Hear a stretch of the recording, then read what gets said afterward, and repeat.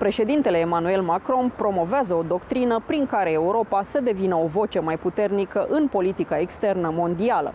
Iar acest lucru se poate întâmpla doar dacă statele membre ale blocului comunitar decid să vadă dincolo de interesele individuale și să se gândească la binele comun.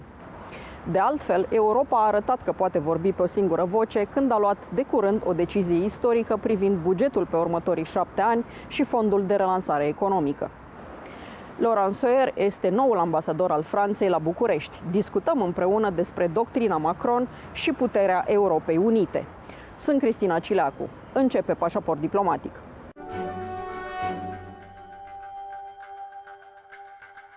Madame l'ambassadrice Laurence Soyer, soyez le bienvenue à Passeport Diplomatique. Merci. Merci à vous de m'avoir invitée. C'est ma première interview dans une télévision qui est une télévision roumaine et je suis très heureuse que ce soit avec vous parce que c'est en français. Când Europa decide să-și arate forța, o face în stil mare. Cea mai recentă întrunire a Consiliului European, adică a șefilor de stat și de guvern ai statelor membre, s-a încheiat cu o listă consistentă de decizii. Avem buget pentru următorii 7 ani, un fond important pentru revenirea economiilor afectate de pandemie, o țintă clară a reducerii emisiilor de gaz de seră, dar și hotărâri despre Brexit și sancțiuni impuse Turciei, până și condiția primirii banilor europeni cu respectarea valorilor statului de drept a fost acceptată de toată lumea, inclusiv de Ungaria și Polonia, țările care contestau acest factor, doar că nu prea se înțelege cum se va pune în practică noua regulă. Le Conseil européen est enfin parvenu à un accord sur le budget pour le prochain 7 années et aussi le fonds de redémarrage économique. Qu'est-ce qu'on fait con la réforme de l'Union européenne parce que la part sur l'utiliser le fonds européen dans le respect de l'état de droit n'est pas assez clair.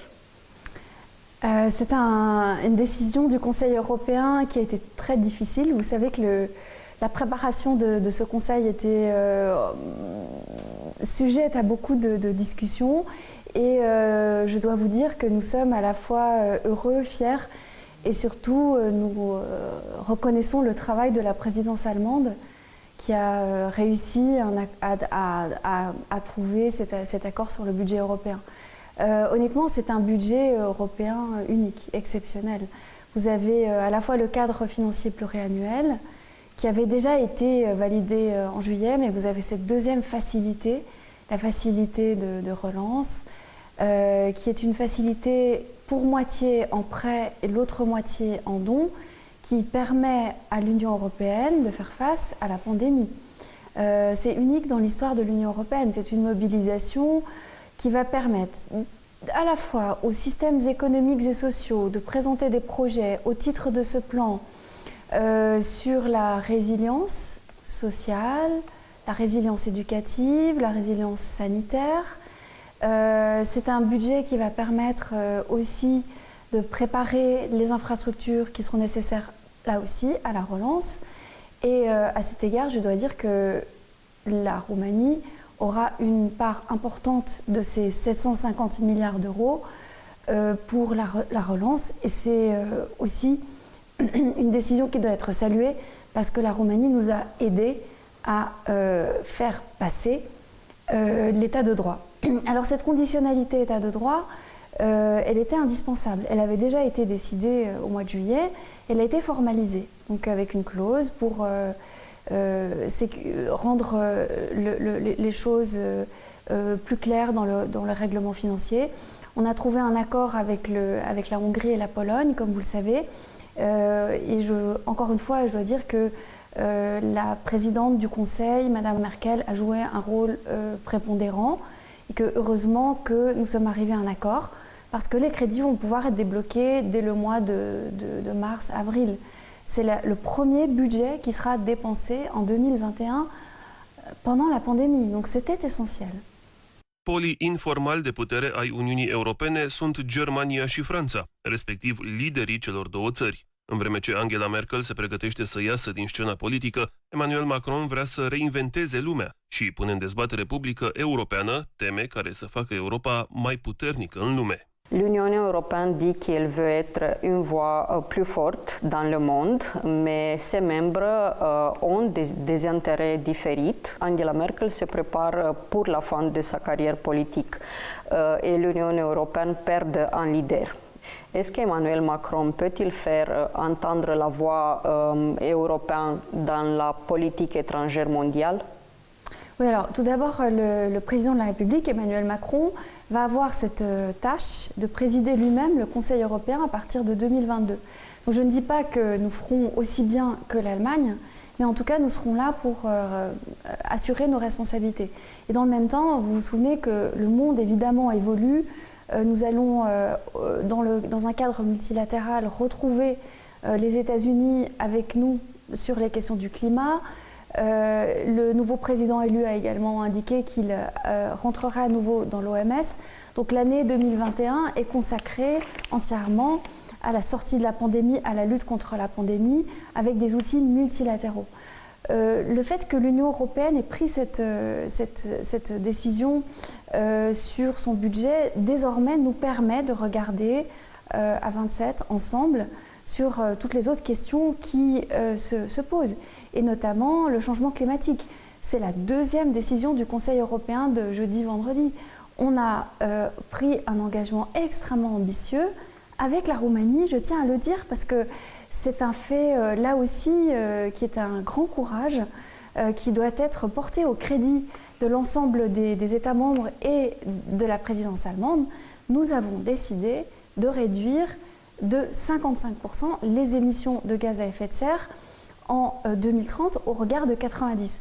Donc je dirais que tous ces combats, la pandémie, mais aussi le changement climatique, montrent que l'Union européenne travaille pour les défis globaux. Et à cet égard, je trouve que les décisions de jeudi et vendredi, toutes, peut-être vous me laisserez revenir sur le terrorisme, on a aussi pris une décision pour bannir des sites internet les incitations au terrorisme, et pour la France c'était très important. Donc évidemment on a eu peur parce que c'était difficile ce Conseil européen, mais in fine sur tous les défis globaux, j'ajoute le terrorisme. Terorismul este nu doar fenomenul de pe urma căruia Franța a suferit enorm în ultimii ani, dar și un subiect pe care președintele Macron vrea să-l aducă în atenția lumii, tocmai pentru că extremismul trebuie combătut în egală măsură peste tot. Francezii lucrează acum la un nou proiect de lege care să reducă mult din cauzele care duc la comportamente radicale, iar lucrurile se fac cu multă finețe, pentru ca nimeni să nu poată specula că această lege ar fi împotriva religiei. La France lutte contre l'islam extrême et travaille sur une nouvelle loi pour ça. Qu'est-ce que c'est et comment la communauté musulmane de la France voit-elle cette proposition? Oui, alors c'est une loi qui a été présentée à titre de projet devant le Conseil des ministres mercredi. Donc c'est un processus qui a été lancé. Vous savez, on avait en France une loi, la loi de 1905, du 9 décembre, et un siècle après, juste un siècle, le nouveau projet de loi va réaffirmer un certain nombre de principes. Le premier principe, donc c'est une loi qui n'évoque pas l'islam, qui n'évoque pas la religion, c'est une loi sur la République, sur les principes de la République. Évidemment, elle va toucher les religions, puisqu'elle va commencer par rappeler les principes d'il y a un siècle, la séparation entre l'État et les religions, mais dans un deuxième temps, elle va donner au gouvernement les possibilités de contrôler un certain nombre de choses. Alors je pense aux écoles, je pense également au financement. Et en effet, vous avez raison, in fine, ça va toucher une partie de la lutte contre le terrorisme, parce que, mais c'est seulement dans un deuxième temps, il y a par exemple une disposition du projet de loi qui prévoit qu'on contrôle les financements qui viennent de l'étranger vers les associations françaises. Et on a dans cette loi, par exemple, au-dessus de 10 000 €, vous avez un contrôle de l'État. Donc, somme toute, dans sa première partie, donc, il réaffirme la séparation, et dans sa deuxième partie, mais mieux contrôler à l'école, dans les lieux de culte et aussi dans le tissu associatif, ce qui est vraiment religieux et cultuel, et le reste, c'était, je crois, intéressant. Il n'y a pas d'implication internationale, c'est une loi française Ce n'est pas comme les mesures que l'on prend pour lutter contre le terrorisme au Conseil européen. L'histoire du terrorisme, c'est ancien, mais nous vivons maintenant dans une époque où les extrémistes combattent contre les infidèles. Et les communautés sont plus en plus divisées par des idéologies. A-t-il des solutions à ce problème? Bon, monde globalisé, crise régionale répétée, on les connaît. Donc il y a une fragmentation en effet des communautés et une diffusion extrême de toutes les idéologies. Je crois que c'est pour cela aussi que nous prônons en France pour le multilatéralisme et pour la diversité culturelle, se parler, se comprendre, mieux dialoguer. La pandémie a apporté un coup dur à tout cela. Nous avons dû prendre des mesures qui restreignaient nos libertés et qui aussi restreignaient la capacité que nous avons de bouger, de voyager, de dialoguer. Il faut donc être de plus en plus vigilants sur cette menace. Bien sûr, nous portons cette responsabilité à l'ONU dans les opérations de maintien de la paix. Nous sommes au Mali, nous sommes aussi aujourd'hui toujours aussi préoccupés par ce qui se passe au Karabakh. Mais il faut voir que nous ne sommes pas tout seuls. La position française est toujours solidaire. Je fais beaucoup de dialogue avec mes collègues diplomates roumains sur ces dossiers. Il faut se comprendre et il faut aussi avoir une appréciation de la menace qui doit être partagée. Elle n'est pas la même dans tous les pays.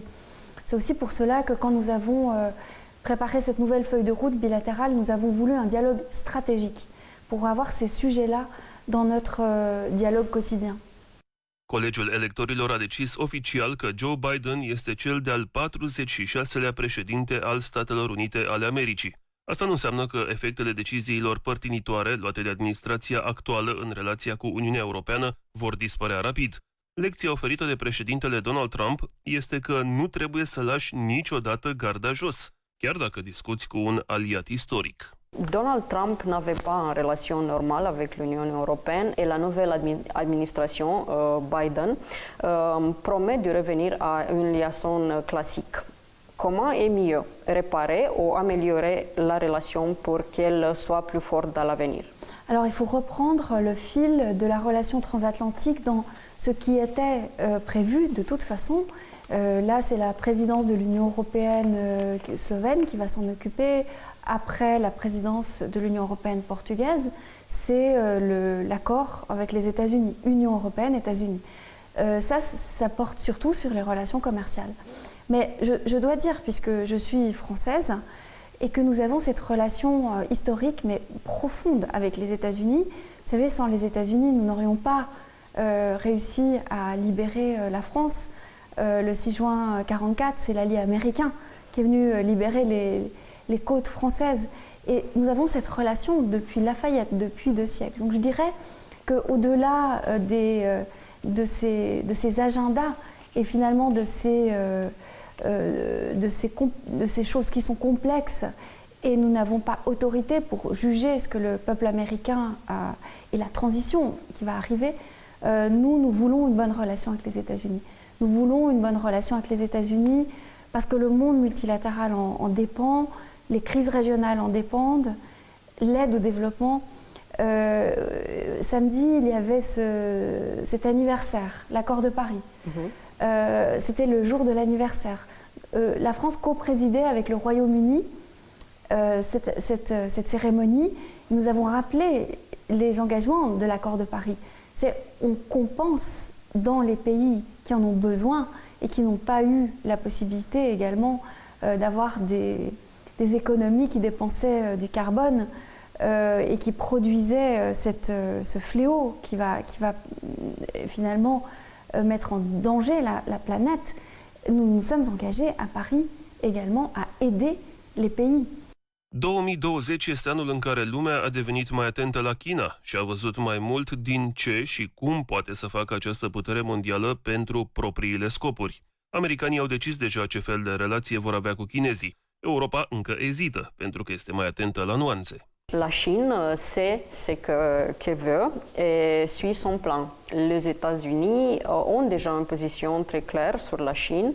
L'Union européenne a, comme d'habitude, deux positions différentes parce que tout le monde a un intérêt.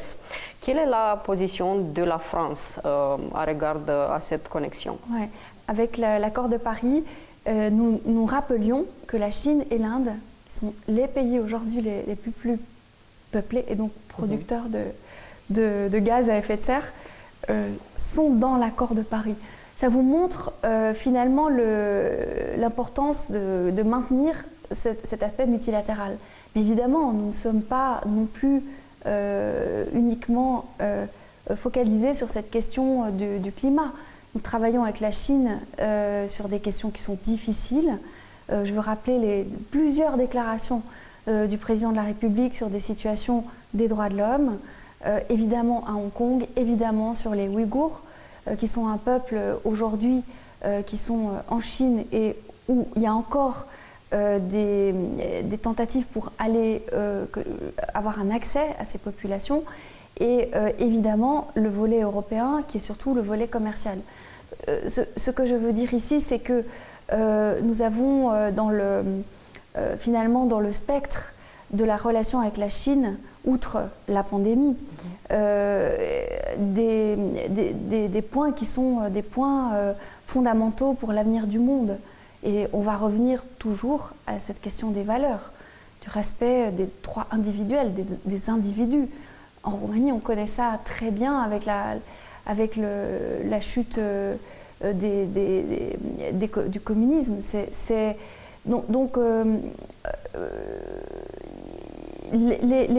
L'agenda de discussion sur le climat, c'est une chose, et puis il y a tout le reste. Rusia și Turcia au interese geopolitice care ba sunt comune, ba se bat cap în cap. Cert este că metodele prin care vor să le atingă încalcă legi internaționale. Franța și Turcia și-au deteriorat destul de mult relația în acest an. În privința Rusiei, președintele Macron are un plan pe termen lung, doar că realitățile din teren îi cam strică socotelile. Emmanuel Macron a déclaré au début de cette année que l'Europe devrait avoir une meilleure relation à long terme avec la Russie. Récemment, le président français a accusé la Russie et la Turquie de promouvoir des sentiments anti-français en Afrique. Alors, quelle est la bonne approche pour la Russie? Tout d'abord, il faut bien remettre dans le contexte qui est le sien cet grand entretien du président de la République. Et honnêtement, je ne crois pas qu'il ait parlé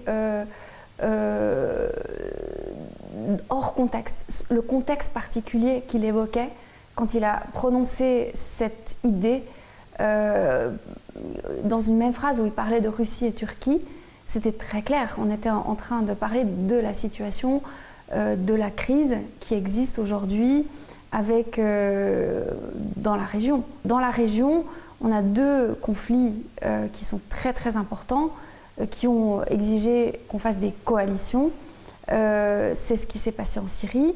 Et par ailleurs, un conflit meurtrier, une guerre au Haut-Karabakh. Il faut bien distinguer les différents objets parce qu'il se trouve que la France est le coprésident du groupe de Minsk et qu'on est en train aujourd'hui au Haut-Karabakh d'essayer de mettre en œuvre un cessez-le-feu.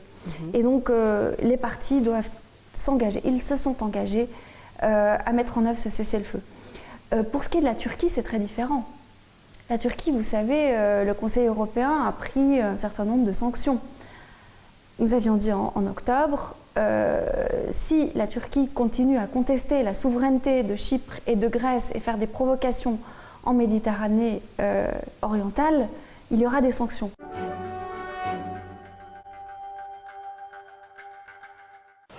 Vous êtes la nouvelle ambassadrice de la France en Roumanie et si vous êtes venue ici dans une période pandémique, mais je suis sûre que vous avez déjà beaucoup de plans pour votre mission à Bucarest. Quelles sont-elles? Oui, alors d'abord, la pandémie, c'est quand même un défi. J'ai la responsabilité de protéger mes agents, d'éviter les contacts inutiles et cependant de répondre à une communauté française qui est importante et à un tissu économique franco-roumain qui est essentiel. Nous devons faire fonctionner, avancer dans les nouveaux investissements, avancer avec les entreprises françaises parce qu'elles recrutent. Donc je dois, dans le fond, à la fois protéger les stagiaires, les jeunes qui arrivent, informer, faire le lien en permanence avec Raed Arafat. On passe notre temps, encore ce matin, pour expliquer aux uns et aux autres dans les deux pays où on en est de la pandémie. Bon, c'est un défi. Je ne cache pas que certaines fois je renonce. J'ai pu faire 3 déplacements pour l'instant. Nous avons aussi changé nos méthodes. Par exemple, les cours de langue qui sont passés dans un format numérique, les clubs d'affaires qui passent en format numérique, les captations, par exemple, le cinéma, malheureusement, Elvire Popescu est fermé. Et donc, on a développé des choses en ligne. Et ça restera. Ça restera. Il faut vraiment que tout le monde se rende compte que en matière d'éducation, on a créé des choses, on a créé de la valeur ajoutée. Et en particulier avec le numérique. Et ça, la France, vous savez, est très, très, très désireuse d'avancer sur ce sujet. On veut aider en bilatéral à ce que les industries culturelles et créatives roumaines puissent trouver un marché et puissent trouver et valoriser tout ce que vous savez faire magnifiquement.